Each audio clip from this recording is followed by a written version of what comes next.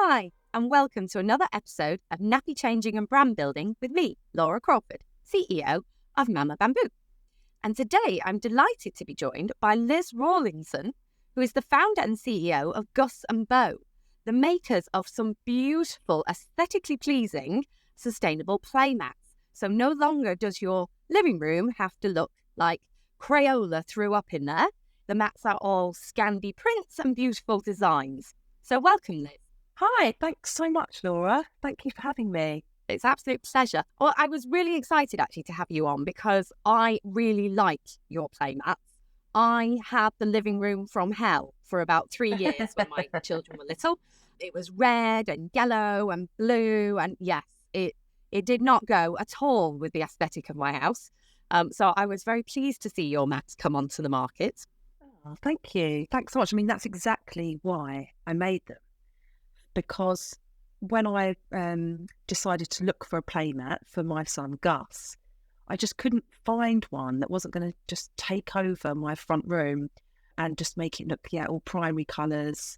So that's the exact reason why I decided to, just make my own. Which is brilliant. Can we get a little bit of background on Gus Beau? Like, how long have you been in business? What was the inspiration behind Gus Beau? Yeah, of course. So I had my son Gus in 2017, and then whilst I was on maternity leave, like I said, I was actually just looking for a playmat for him, and I couldn't find one I liked, and I thought, maybe there's a bit of a gap in the market here, and so I started researching and decided to build my own business. I mean, when I look back, I can't believe that I just decided that that's what I was going to do, but I think when you're on maternity leave, your brain absolutely works in overdrive. And that's how I felt. I felt like I really wanted to do something and make my brain busy whilst also spending time with Gus. So that's how the idea came around. And the name Gus Beau, so Gus is my second son, and Beau was my first son, who was sadly stillborn in 2016. Obviously, absolutely devastating, traumatic experience. I was 38 weeks pregnant, so it was a really awful time. And then I was so lucky to go on to have Gus a year later, my rainbow baby. And I've never felt happier than when I had Gus, other than when I was pregnant with Beau, actually. And Gus came along, and I think I just felt like I could do anything.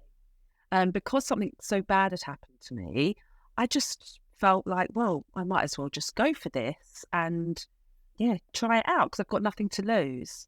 And so by calling it Gus Beau, I actually didn't really deliberate over that very much at all. I didn't put very much thought into it.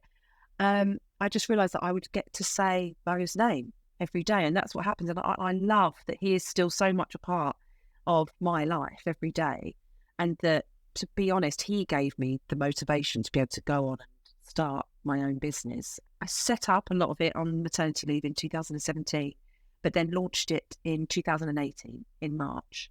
So coming up to 5 years. It's like the 5-year birthday in a couple of weeks' time. I love that, actually.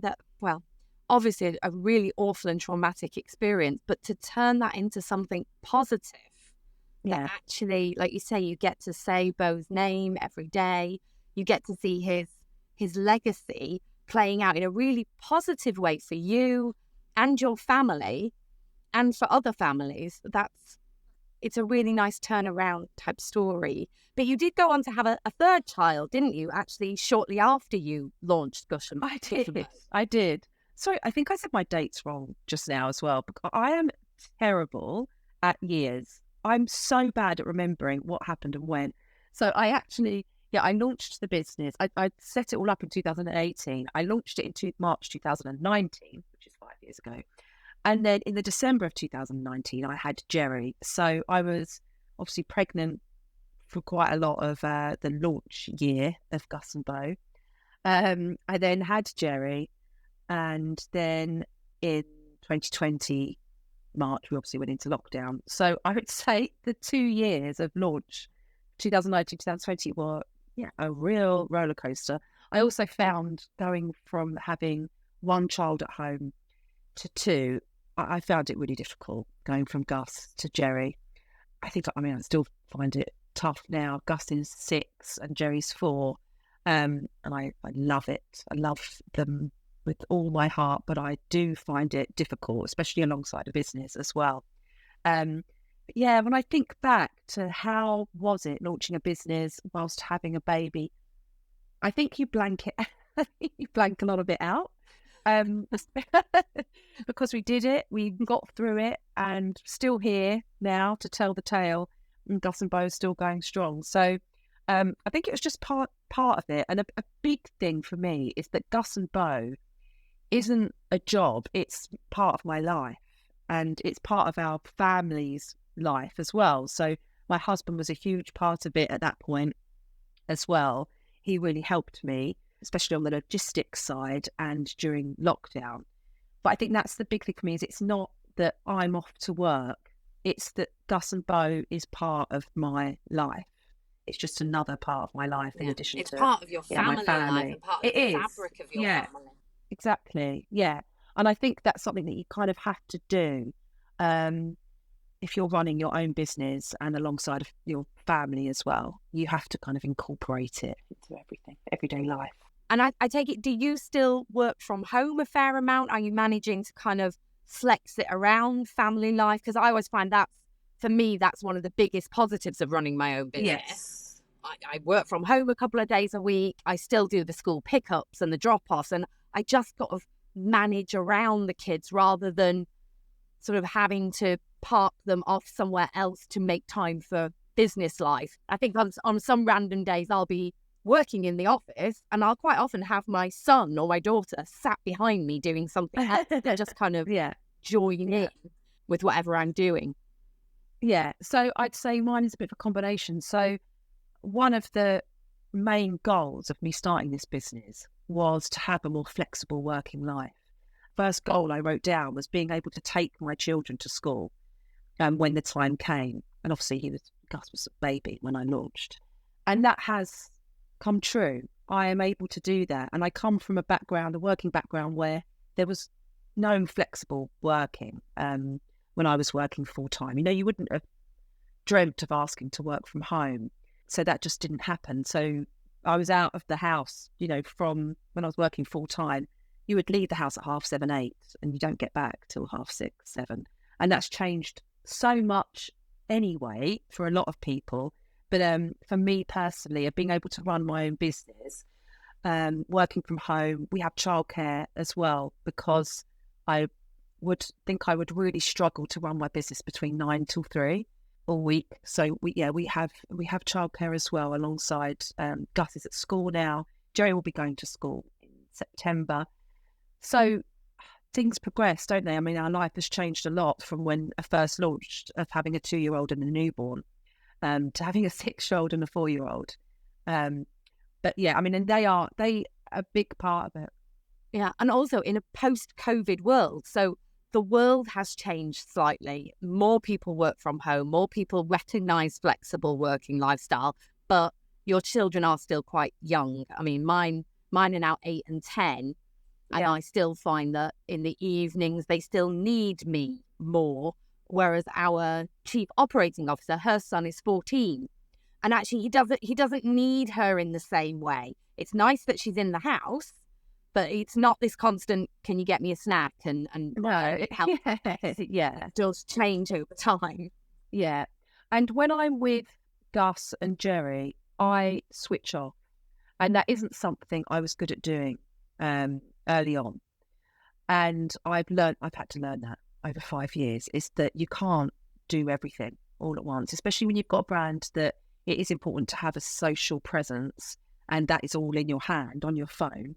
I really make a conscious effort now that doesn't happen whilst I'm with my children. I really make sure that I put my attention on them, which I did not really stick to that at the beginning. No, I think it's really hard, but the children really notice it if you're on the phone and half paying attention to them. My son will basically smack you on the head until you pay attention. He's 8 years old and he'll still kick footballs at me until I put my phone down. yeah, they notice it. They really notice if you are present or actually present. Yeah. Scrolling, etc., isn't well received, I think, by small children in particular. In terms of what's your next steps, because you've got Gus and Beau representing two of your sons, how does Jerry get a say in there? Are we going to have a Yeah. that's designed for Jerry? Yeah, Jerry hasn't really had a look in. Well, that's actually could be further from the truth. Jerry absolutely rules my life. So, so we have new products. We've got new products coming out. But what kind of changed my business last year, really made it go to the next level, was that we introduced a rainbow playmat, and that is for Gus and for Jerry. So a lot of people will know that a baby after a loss is called a rainbow baby, that kind of sunshine after the rain. And it is so true of my son Gus. Like, he is a rainbow personified. He is just, for everybody, he's an absolute ray of sunshine. And I launched a rainbow playmat last year, which is for Gus and Jerry. And yeah, so Jerry is a huge part and inspiration of my business, but I do often wonder how he will feel about not being part of the name of the business. But yeah, we definitely make up for it in other ways with Jerry. Oh, well, you can call it the Rainbow Jerry mat. And yeah, exactly. Yeah, exactly. I think it's lovely, though, because it's important that we do start recognising when people have had a loss, and using the name constantly is a wonderful move forward. I think I was listening to the radio just this morning, and they're announcing a change that if you lose a baby, I think it's after 24 weeks now, you'll actually be able to register that baby, get a birth certificate and a loss certificate, and actually have something a little bit more tangible. I think that's a really good move. Yeah, it's amazing. It's a really big step forward. No, it really is. And something I really feel is it's a very personal experience. If you go through a miscarriage, a late miscarriage, or a stillbirth, and everybody has different ways of being able to cope with it and how they grieve. So yes, I listened to that this morning as well, and it's great. There are two sides of it, because some of the language I felt that was being used on BBC News this morning was actually quite negative in people that maybe hadn't asked for a birth certificate for a loss under 24 weeks. And I found it a little bit unfair that maybe not everybody grieves in the same way. Not everybody asks for that acknowledgement, but it shouldn't be negative that they don't necessarily want the same thing. It is an absolute, I see it as a very positive thing and a real step forward, but I think you just have to be careful with the language that's used, especially in news broadcasts like that. And stillbirth as a topic is just, it's such a difficult one. And as somebody who's experienced it, I still find it a difficult topic to navigate, because it's something I don't want to speak to pregnant women about, because they don't want to hear it. It's the last thing that you want to hear. But there is obviously a lot of awareness and things that you need to know about. But I do still, something I feel more comfortable with is talking to women who have been through it and kind of showing them that there is hope and there is life after going through such a traumatic experience. And that's where I feel more comfortable with the discussion, because obviously I am here. I'm very, very lucky that I went on to have two boys as well after having Beau. And not everybody is as fortunate as that. So, yeah. As you say, it's the last thing anybody that's currently pregnant wants to hear, that it can happen, etc. But I think the stories of rainbow babies and rebuilding something positive afterwards is important information about how definitely can come through that trauma. It doesn't mark the end for you. I was very worried that it was going to define me when it first happened, and that's how I was going to be known for a long time afterwards. But that obviously doesn't happen at all. So I like to give parents hope. I think that's it. Hope and a way forward. And obviously for yourself, the story was wonderful that actually you did have Gus and Jerry, and it inspired you to create a business and a way of life for your family that works for you. Yeah, exactly. I can't believe where I am now. I have a wonderful family, and I have a business of my own, which I absolutely adore. I mean, it's hard work, obviously, having your own business. And I freelance as well in e-commerce because I've worked in e-commerce for so many years. So I'm a consultant as well. But yeah, I'm so happy at where I am now. And where are you going next? What's your next big plans then for Gus and Beau?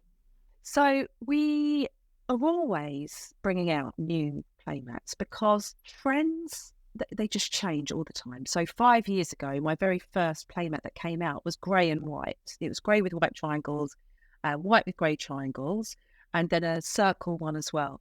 Now, grey doesn't even get a look in my sales. It's so small. Everything is white and beige and neutrals. We do sell multicolour patterns as well. So multicolour star design is also one of our best sellers. But we have to keep on top of those trends all the time. So we just recently introduced a sage green playmat, which would instantly sold out. And then we've got two new designs coming. We've got neutral rainbows and neutral stars, which is what people are asking for.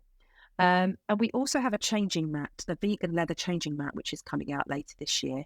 And yeah, we have the new plain colours. So we constantly are looking at what people want.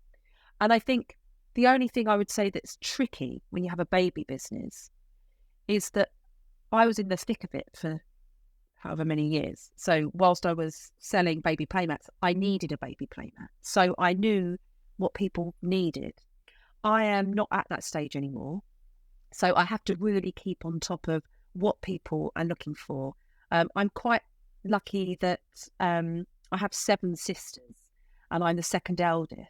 So we have lots of babies. We have lots of children and babies in our family. So I always ask my sisters as well who have babies, what are they looking for? What's the big thing to have? But yeah, my concentration really is on playmats. I don't have a desire to keep adding lots of different product types. I just want to become, the go-to for those beautiful, modern, practical and stylish playmats that you can fill a room with if you want to. That's something that a lot of people do now, is they fill a whole playroom floor with it. Something that looks good. And people say, where did you get that? Where did you get that playmat from? Oh, fabulous. Oh, it does sound good, actually. And you're so right. Actually, I started the business because I was looking for nappies for my little ones. And now it's sort of 6-7 years later. And I'm very constantly aware that I'm no longer my customer. I'm, in my mid-40s. I'm not the person I'm talking to. And I always have to keep sort of refreshing my engagement with consumers to go, oh, actually, you're different from me. I can't just stick with my own tried and tested routines.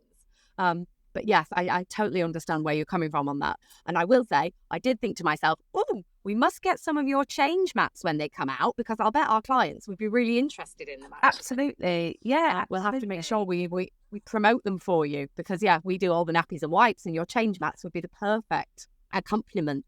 I'm sure that I will move on to other products in future, but I'm still such a young brand. I'm still only 5 years old. So I'm still learning all the time. And I always want to, really succeed in the area of playmats, first of all. I was going to ask you, actually, and this comes from my personal, probably, imposter syndrome sometimes. I often wonder whether our brand would have gone bigger and more successful with somebody else at the helm, because I'm managing the balance between family and the brand itself. And it wasn't my background either. I come from an IT consultancy background. So I often kind of have that. I did a massive career switch and I'm trying to manage being a mum on top of the brand. Do you have that kind of feeling of, actually, I really need to keep the brand smaller and more focused because of my own constraints? Would it be bigger and more successful if I actually just handed the whole thing over? In short, no, I don't have that. But I think that's because I am an absolute control freak. So I absolutely know that the business would scale a lot quicker with more people, but I've never wanted to share somebody else at the helm. Now, that's totally to do with my personality and how I am, and probably completely wrong. But what I do know is that with more people and people with expertise and skills that I don't have, they are the people that will take this business to the next level. You know, I've worked in e-commerce for years and I know a lot about e-commerce and e-commerce sales, but the production and all of that side of the logistics, I'm terrible at. I knew nothing about it, so I had to learn. So areas like that, if you bring people in, then absolutely. But I feel whilst it's lonely running a business and being the person that makes all the decisions. I actually thrive off of that as well. And it's not a role that I ever wanted to share. That probably makes me sound awful. But that's, that's the truth. I love that. Now, if you are a perfectionist, you want it done right and you can only trust yourself. Well, yeah. I know that having more brains and more people, absolutely. Like that's what makes a business grow. Definitely, and listening to other people, and I completely agree with that. But yeah, I was always somebody that wanted to start it myself and not have somebody alongside me. And it's quite personal to you, so yes, it would be even harder to let go. It literally is your other baby. Exactly that. Yeah, exactly. So I think we will wrap up here. Otherwise, I think you and I could chat all day about business and how to make it work with family life. But it was lovely to talk to you, Liz. And thank you very much for sharing your story. And yes, we will be in touch to make sure that we can promote your lovely nappy changing mats when they come out. Definitely. Thank you so much. Yeah, thanks, Laura. It's been great. Really good to speak to you. Thank you. Perfect. Okay. So yeah, anybody wants to go and have a look already, gusandbeau.com, and just some of the most stunning playmats that are available at the moment.